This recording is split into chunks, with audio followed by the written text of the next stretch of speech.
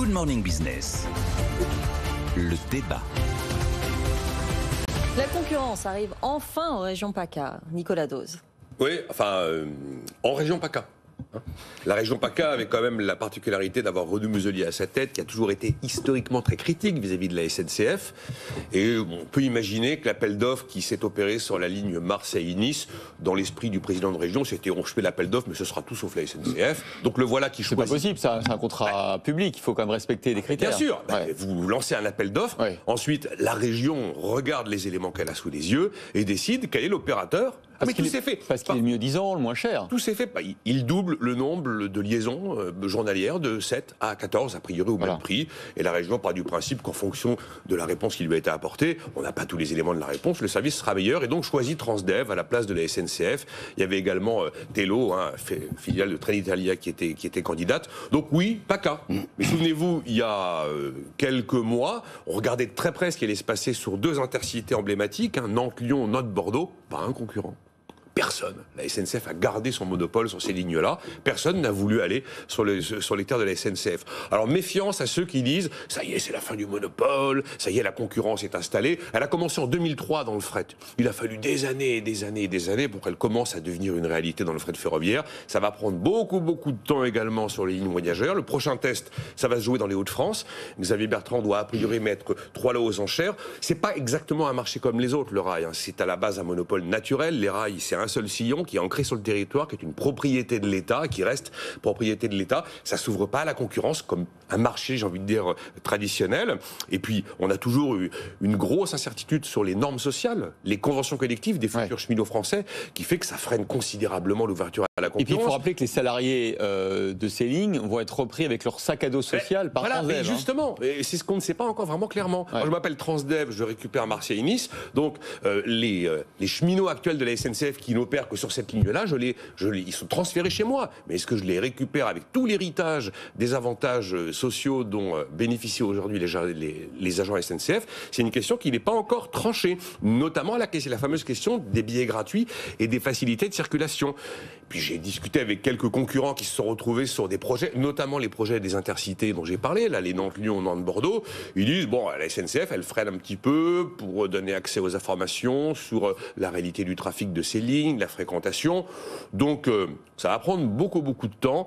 Il faut retenir que 2023, c'est la date à partir de laquelle l'ensemble des régions pour les TER et de l'État pour les intercités, ils seront obligés, sur tous les lots, d'ouvrir des appels d'offres. Pas obligés de quitter la SNCF.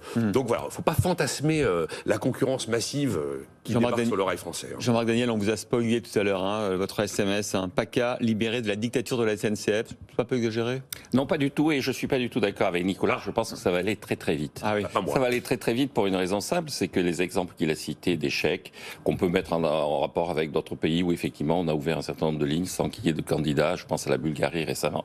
Ces exemples, c'était des États qui étaient les donneurs d'ordre. Là, ce sont les régions. Et il y a une sorte d'unanimité parmi les présidents de région pour dire que la SNCF est en dessous de tout dans sa façon de gérer les TER.